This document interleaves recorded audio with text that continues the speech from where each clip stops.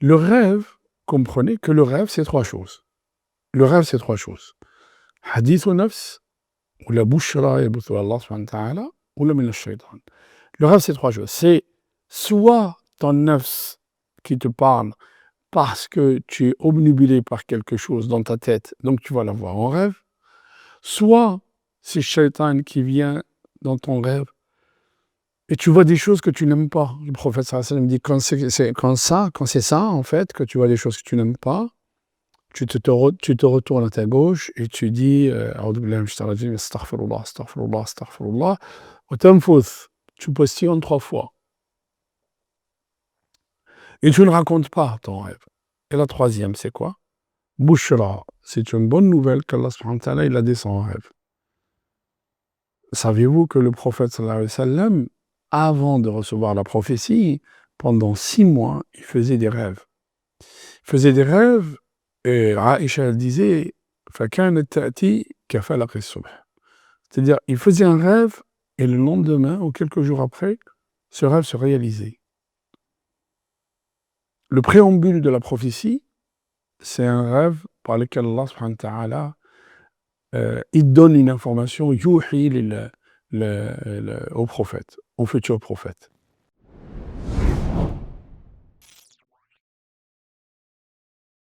Bismillah, walhamdulillah, wassalatu wassalamu ala rasulillah, alhamdulillah, nahmaduhu wa nasta'inuhu wa nastaghfiruhu wa nastahdihi. Na'udhu billahi min shururi anfusina wa sayyiati a'malina, man yahdihillahu fahuwal muhtad, wa man yudlil falan tajida lahu waliyyan murshida, wa ashhadu an la ilaha illallah wahdahu la sharika lah. أشهد أن سيدنا وحبيبنا وعظيمنا محمد بن عبد الله اللهم صل وسلم وبارك على محمد وعلى آل محمد كما صليت وسلمت وباركت على إبراهيم وعلى آل إبراهيم رب اشرح لي صدري ويسر لي أمري واحلل عقدة من لساني يفقهوا قولي سبحانك لا علم لنا إلا ما علمتنا إنك أنت العليم الحكيم اللهم علمنا ما ينفعنا وانفعنا ما علمتنا وزدنا علما. Nous sommes toujours avec Surat Yusuf et nous essayons, Inch'Allah, de méditer cette sourate, qu'Allah subhanahu wa ta'ala nous facilite. Et vous avez vu tout ce qu'on a vu, en fait. Il y a des tonnes de sagesse dans ce qu'Allah subhanahu wa ta'ala nous raconte.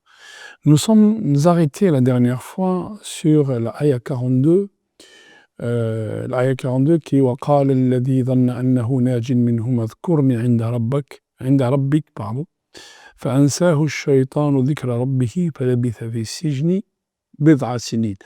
Et nous avons dit, dans cette ayah, il y a plusieurs interprétations.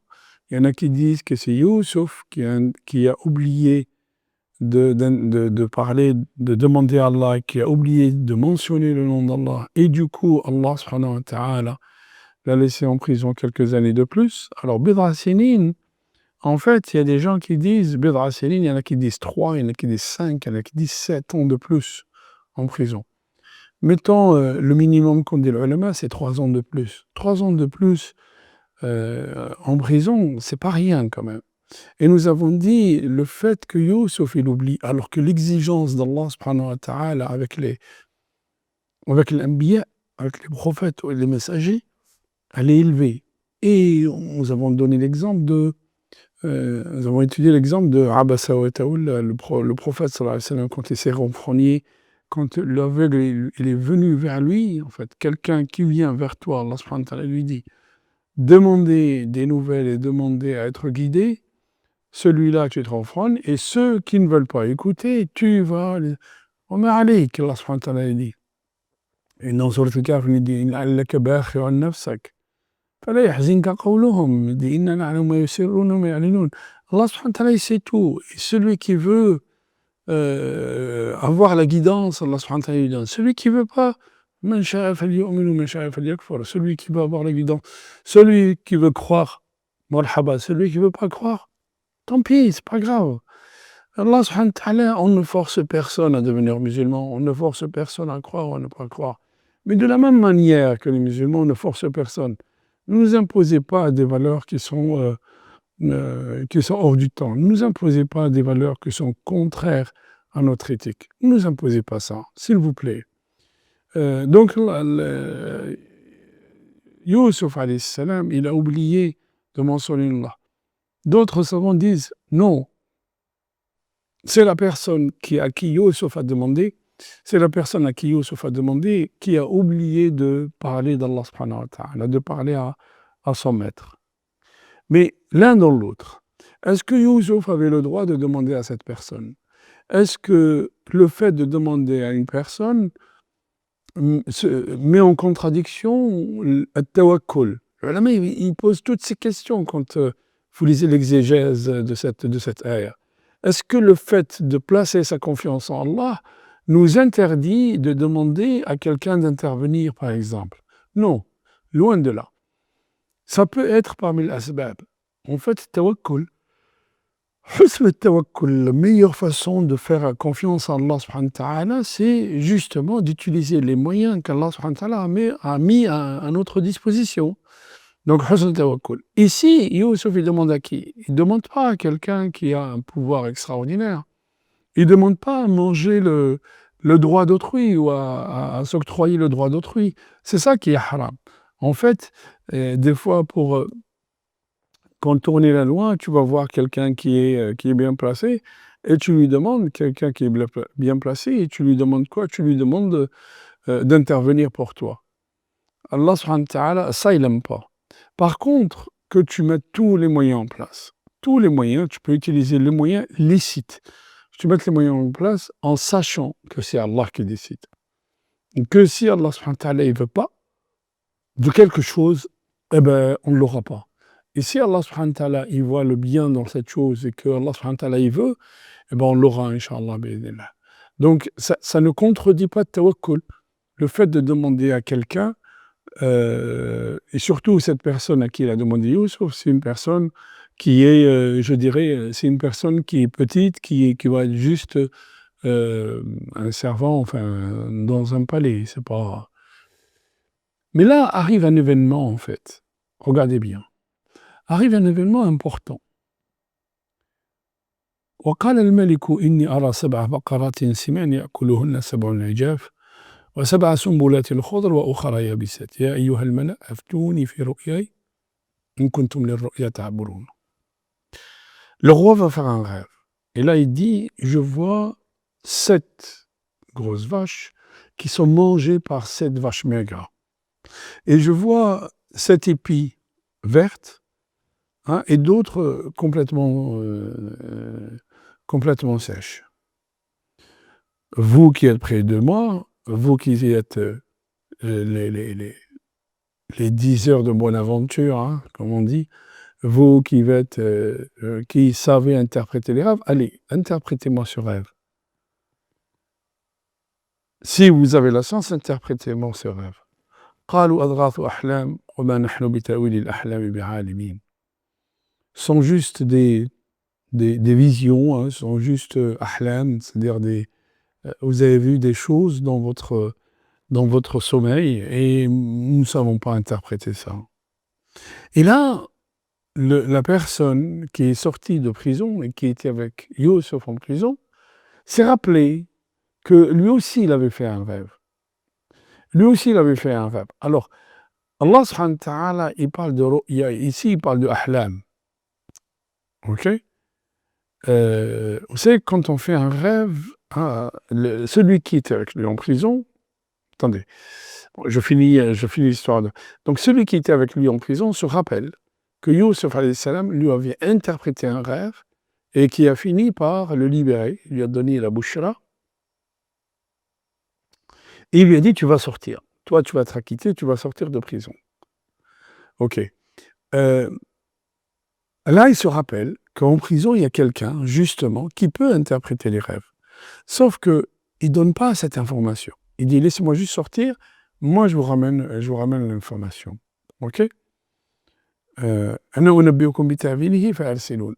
ne donne pas, il ne dit pas que c'est...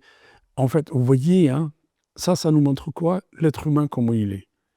Il utilise quelqu'un d'autre pour grimper sur l'échelle sociale en utilisant le pouvoir ou le savoir de quelqu'un d'autre. Sans parler... Et d'ailleurs, quand il va se faire interpréter le rêve, quand il revient, le mec qui dit, ça, c'est pas toi. Qui c'est qui t'a fait interpréter ce rêve? Ramène-le-moi. Alors, on va s'arrêter sur plusieurs points là-dessus. Hein. On va s'arrêter sur plusieurs points. Alors, et le gars qui était,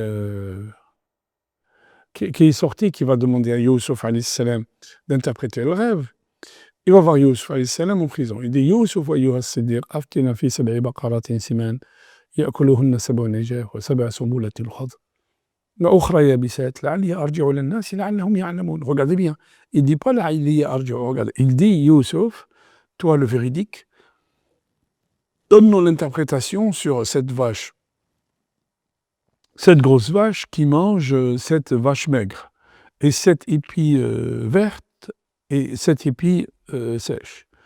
Ainsi, je retournais chez les gens, enfin chez Ali Arja'u ila nas, il n'a pas dit le Malik. Hein, la'allahum ya'lamun. En fait, il a une connaissance, cette personne-là, elle a une connaissance, mais elle ne va pas la dévoiler. Il est près du roi, mais il ne va pas le dévoiler à Youssouf.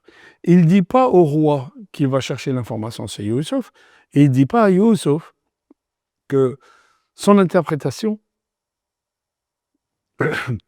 elle va être dévoilée au roi. Il ne le dit pas. En fait, il a un semblant de pouvoir, il veut le garder pour lui. Regardez bien. Et là, on vous dit, faites attention, hein, les gens qui sont autour de vous, ils utilisent votre pouvoir, votre savoir, enfin, ils vous utilisent, ils utilisent votre pouvoir, votre savoir, pour grimper dans l'échelle sociale. Bon. Youssouf, il va interpréter le rêve. Youssouf, il va leur dire, vous allez cultiver pendant 6 ans, pendant 7 ans. 7 ans successifs. Et ce que vous allez cultiver, ce que vous avez cultivé, vous allez cultiver pendant 7 ans, vous allez le laisser vous allez laisser l'épi comme elle est, c'est-à-dire la graine enveloppée, hein, de son enveloppe externe. Pourquoi? Aujourd'hui, on vous dit, si vous n'enlevez pas la graine, elle restera protégée, elle peut tenir des années. Laissez les épis comme elles sont. OK? Pendant 7 ans, vous mangez un petit peu de ce que vous avez cultivé, mais le reste, vous le gardez. Pourquoi? Parce qu'après, il va y avoir 7 années de disette, 7 années difficiles, qui vont manger tout ce que vous avez mis de côté. OK? Ensuite, viendra une année d'opulence. Et dans cette année d'opulence, Allah subhanahu wa ta'ala fera descendra ses bienfaits, il y aura de l'eau, les terres seront arrosées, il n'y aura plus de sécheresse, parce que... Alors maintenant, on va s'arrêter un petit peu sur cette histoire et sur le rêve du roi, et on va s'arrêter sur l'explication de Youssouf alayhi salam. D'abord, Youssouf, il dit « Tazra'una sab'a sinin, thumma ya'ti min ba'di dhalika 'amun fihi yughathu an-nas wa fihi ya'sirun ». Dans le Coran, il y a une différence entre sana ou l'am. En arabe, il y a une différence entre sana ou l'am. C'est une année. Mais sana se dit pour une année de disette. L'am se dit pour une année d'opulence. Ça, c'est la première remarque. La deuxième remarque, on a dit, des fois, les personnes utilisent le pouvoir de quelqu'un, le pouvoir d'un inconnu, le savoir d'un inconnu pour grimper dans l'échelle sociale. Troisième chose, ok? El-Malik qui dit, je fais un rêve. Le rêve, comprenez que le rêve, c'est 3 choses. Le rêve, c'est 3 choses. Hadith ou nafs, ou la bushra yabuthu Allah subhanahu wa ta'ala, ou la min al-shaytan. Le rêve, c'est 3 choses. C'est soit ton nafs qui te parle parce que tu es obnubilé par quelque chose dans ta tête, donc tu vas la voir en rêve, soit c'est shaytan qui vient dans ton rêve et tu vois des choses que tu n'aimes pas. Le prophète sallallahu alayhi wa sallam dit quand c'est ça, en fait, que tu vois des choses que tu n'aimes pas, tu te retournes à ta gauche et tu dis astaghfirullah, astaghfirullah, astaghfirullah, wa tanfuth, tu postillonnes 3 fois. Et tu ne racontes pas ton rêve. Et la troisième, c'est quoi? Bushra, c'est une bonne nouvelle qu'Allah subhanahu wa ta'ala il a descendu en rêve. Saviez-vous que le prophète sallallahu alayhi wa sallam, avant de recevoir la prophétie, pendant 6 mois, il faisait des rêves. Il faisait des rêves, et Aïcha elle disait فَكَانَتْ تَأْتِي كَفَلَقِ الصُّبْحِ. C'est-à-dire, il faisait un rêve, et le lendemain, ou quelques jours après, ce rêve se réalisait. Le préambule de la prophétie, c'est un rêve par lequel Allah subhanahu wa ta'ala il donne une information yuhi au prophète, au futur prophète. Vous avez vu, Youssouf, il commence par des rêves, par un rêve. Un rêve que son père a compris et qu'il a interprété. Youssouf n'avait pas encore compris. Le rêve, c'était qu'il allait avoir un pouvoir et allait avoir une situation extraordinaire. Et qu'il va être jalousé pour ça. Donc, la première chose, vous êtes toujours jalousé parce que vous avez de bonnes choses, parce que vous êtes jalousé parce que vous avez de belles choses. Vous êtes jalousé parce que pourquoi les musulmans se font taper aujourd'hui, on tape sur les musulmans? Parce qu'ils sont mauvais? Non. ربي قال حسدا من عند أنفسهم ود كثير من أهل الكتاب لو يردونكم كفارا حسدا بعد إيمانكم كفارا حسدا من عند أنفسهم juste par pure jalousie parce qu'ils savent من بعد ما تبين لهم الحق parce qu'ils savent que ce que vous faites c'est la vérité. Ils savent que quelqu'un qui suit sa prière 5 fois par jour, c'est qu'il émane de lui une volonté extraordinaire. C'est qu'il émane de lui une foi extraordinaire. Connaissez-vous une nation qui connaît son livre par cœur? Connaissez-vous une nation qui se lève tous les matins? La mosquée est pleine tous les matins. Il y a 5 prières par jour. Et les 5 prières par jour, les gens, ils les respectent. Quelle nation respecte ça? Qu'est-ce qu'il y a derrière? Quelle est la force qui anime ces musulmans? C'est ça qui dérange les gens. Donc, les gens vont vous jalouser parce que vous avez de belles choses entre vos mains ou de belles choses qui sont en vous. C'est pour ça que les gens vous jalousent. Ça, c'est la première. La seconde, on a dit, des fois, hadith ou nafs. Le rêve, on a dit, c'est 3 choses. Des fois, hadith ou nafs. Ça veut dire quoi, hadith ou nafs? Tu es omnibulé par quelque chose. Tu passes à ton examen. Donc, tu te vois en examen. Tu veux demander une fille au mariage, tu vas la voir en rêve. Tu veux qu'un homme te marie avec un homme, tu vas le voir en rêve. Ça, c'est hadith ou nafs, c'est-à-dire ton nafs c'est tellement omnibulé par cette chose que tu vas la voir en rêve. Mais il y a aussi une partie qui est autre chose et qui est le fait qu'Allah subhanahu wa ta'ala, il peut t'envoyer un message à travers le rêve et une bonne nouvelle à travers le rêve. On a parlé de shaitan, alors shaitan, il n'arrive que si tu ne dors pas à la tahara, si tu ne dors pas en état de purification, si tu ne fais pas les ad'iyah, c'est-à-dire si tu ne lis pas Ayatul Kursi, tu ne fais pas de dua an-nawm, le shaitan, il peut venir. Donc, il faut pour se prémunir de shaitan, pour se prémunir de shaitan, il faut faire tout ça. Ok. Une fois qu'on a compris ça, on a dit après, bushra. Allah subhanahu wa ta'ala peut te donner une bushra. Ça, c'est une réponse forte aux existentialistes et aux matérialistes qui vous disent qu'en dehors de ce qu'on voit, il n'y a rien qui existe. D'accord. Comment on peut dormir, regardez bien, hein, on peut dormir dans une pièce tous ensemble.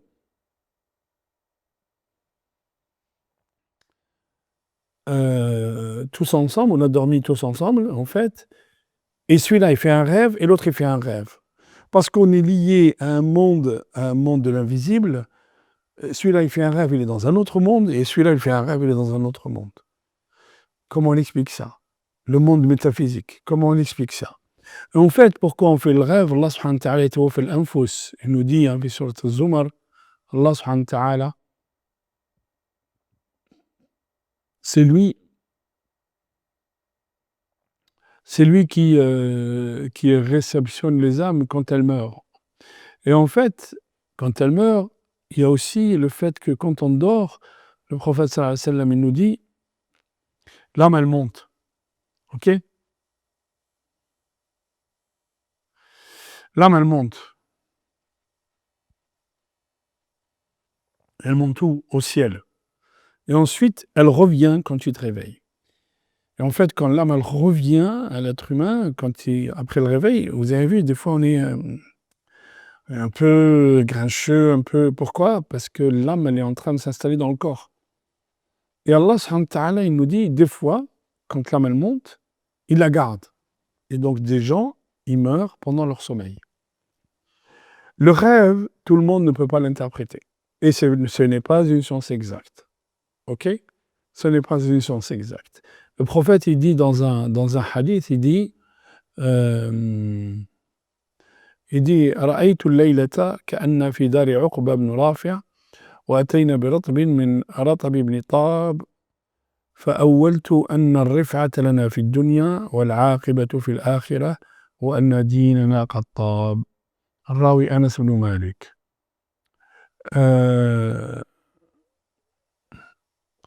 Alors, le prophète, il dit, regardez, hein, il dit, j'ai vu la nuit dernière, nous étions dans une maison, la maison de quelqu'un qui s'appelle Uqba ibn Rafi'. Regardez, hein, Uqba ibn Rafi'. Et notez bien le nom. J'ai vu, hier soir, le prophète, il dit, que nous étions dans la maison de Uqba ibn Rafi'. فأوتينا برطب. On nous a ramené des dates fraîches. Hein, des dates fraîches, de certaines qualités de dates qui est à Médine. Min ratbi ibn Tab. Ces dates fraîches viennent du jardin de quelqu'un qui s'appelle Ibn Tab. Écoutez bien. Alors, Uqba ibn Rafi', Uqba al-aqiba, c'est-à-dire les conséquences, la finalité, hein, ibn Rafi', Rafi' c'est un prénom, ok, mais Rafi' veut dire élevé. Al-ratb, ça veut dire quelque chose de bon et de frais, mais la personne chez qui on a cueilli ces dates fraîches, il s'appelle Ratb ibn Tab. Tab, ça veut dire tayyib, ça veut dire qui est arrivé à maturité. Quand on dit tab al-ta'am, ça veut dire il est bien cuit, il est arrivé à bonne cuisson. Qu'est-ce qu'il dit le prophète sallallahu alayhi wa sallam? Regardez bien, hein, qu'est-ce qu'il dit le prophète? Il dit al-rif'a, c'est-à-dire la hauteur, la suprématie sera pour notre dîn, pour notre islam, ok, dans cette dunya. Wal-aqibatu fil akhirah, Uqba, ibn Rafi', Uqba, al-aqiba, les conséquences dans le jour du jugement, enfin fil akhirah, dans l'autre maison, ça sera pour les gens qui suivront ce dîn. Wa anna dinana qad tab, et que notre religion est arrivée à maturité. Vous voyez, en fait, ça n'a rien à voir avec les personnes qu'il a vues dans le rêve. Ça a quelque chose à voir avec qui? Avec les noms de ces personnes. Vous voyez bien, avec les noms de ces personnes. Ce n'est jamais une science exacte. Si vous voyez quelqu'un, l'eau dans le rêve signifie souvent la vie. Et de quelle vie? Si vous voyez quelqu'un qui est mort et que vous le voyez, par exemple, pieds nus ou avec des vêtements déchirés, c'est pas une bonne interprétation, c'est pas une bonne conséquence pour cette personne. Parce que Allah subhanahu wa ta'ala, qu'est-ce qu'il dit? Al-Jannah wa anna fiha wa anna laka fiha la tajua wa la ta'ara. C'est-à-dire, quand tu seras au paradis, ni tu auras faim, ni tu seras dévêtu. Et donc, si vous voyez quelqu'un dévêtu dans le rêve alors qu'il est parti, hein, ou si vous voyez quelqu'un qui est dévêtu ou qui a faim dans le rêve, c'est pas une bonne situation dans l'au-delà. Bon, je vous ai dit, ce n'est pas une science exacte. Et Allah subhanahu wa ta'ala a donné cette science à qui? À Yusuf alayhi salam. Donc Allah subhanahu wa ta'ala a donné cette science à Yusuf alayhi salam, et quand vous faites un rêve, racontez-le à ceux que vous aimez ou à ceux qui ne vous jalousent pas, si vous faites un bon rêve. Sinon, ne racontez pas votre rêve. Et je vous ai dit, hein, hadith ou nafs, des fois, souvent, le rêve qu'on fait, c'est hadith ou nafs. Ça veut dire quoi? Ça veut dire que nous sommes obnubilés par quelque chose, et cette quelque chose, elle finit par nous arriver en rêve. Yusuf alayhi salam, il va expliquer le rêve, comme il y aura 7 années d'opulence, pendant 7 ans, vous allez avoir des années opulentes, alors ne mangez pas tout, mettez un peu de côté, et ce que vous mettez de côté, surtout, laissez-le envelopper dans ces enveloppes, hein, ces enveloppes naturelles, les épis, laissez-les, les graines de blé, laissez-les dans leur enveloppe naturelle. Surtout qu'après, il va y avoir des années de disette. Le ciel ne va pas pleuvoir. Certains savants vous disent pourquoi ils ont eu les années de disette. En fait, souvent, les années de disette sont liées au comportement humain. Quand, quand les gens se rapprochent d'Allah, Allah yurdi alayhim ni'amah.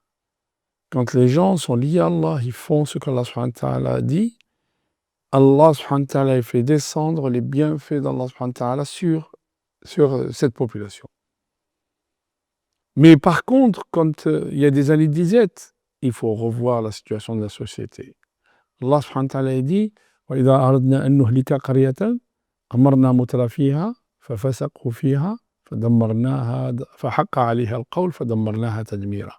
Quand nous voulons en finir avec une cité, Allah subhanahu wa ta'ala y met des gens opulents, des gens qui ont le pouvoir à la tête de la cité. Qu'est-ce qu'ils font ces gens-là? Hein? Ils vont être dans l'excès des turpitudes, dans l'excès du gaspillage, dans l'excès de tout. Allah subhanahu wa ta'ala dit, le décret du Seigneur va venir et cette cité sera maudite et détruite. Donc il faut qu'on fasse attention par rapport à ça. Mais maintenant, il y a une autre sagesse derrière l'histoire du rêve du roi. Parce que quand la personne qui était avec Youssouf, qui a dit « moi je vais vous interpréter le rêve », elle va sortir de prison et elle va rapporter quelque chose au roi, en lui disant « regarde la situation, comment elle est ». Le roi il dit « ramenez-le-moi ». قال الملك ائتوني به فلما جاءه الرسول قال ارجع إلى ربك فاسأله ما بال النسوة اللاتي قطعن أيديهن إن ربي بكيدهن عليم. Et quand le Malik il entend l'interprétation du rêve, il dit ramenez-moi ce gars-là qui a fait cette interprétation. Quand le messager du roi il arrive chez Joseph, c'est Youssouf. Il lui dit écoute, moi je ne vais pas sortir tant que toute la lumière n'a pas été faite sur ma situation. Pourquoi je suis en prison? Je suis accusé injustement, il y a des femmes qui m'ont tenté, j'ai refusé leurs avances et on m'a mis en prison. Donc il faut que justice soit faite. Je ne veux pas sortir par un décret du roi ou par une amnistie du roi. Non. Pourquoi? Ça veut dire que moi je suis criminel et c'est le roi qui m'a amnistié et je suis dehors. Non, je veux qu'on revoie mon procès et qu'on dise la vérité sur ce qui s'est passé. Bon, alors on va revoir le procès. Mais là, il y a quelque chose qui est très intéressant. Youssouf, il va rentrer en prison injustement. Quand Allah il décide de sauver quelqu'un de la prison, quand Allah il veut faire sortir, donner une solution positive à un problème par lequel nous on passe, tu passes, frère ou sœur, il n'a pas besoin d'envoyer une armée. Un rêve a suffi pour sortir Youssouf de la Ménacège. Le rêve du roi, de celui qui détenait le pouvoir, ce rêve a fait sortir Youssouf de prison. En fait, des fois, nous sommes dans des situations qui sont très difficiles, où nous passons par des épreuves, mais tu ne sais pas d'où vient le salut.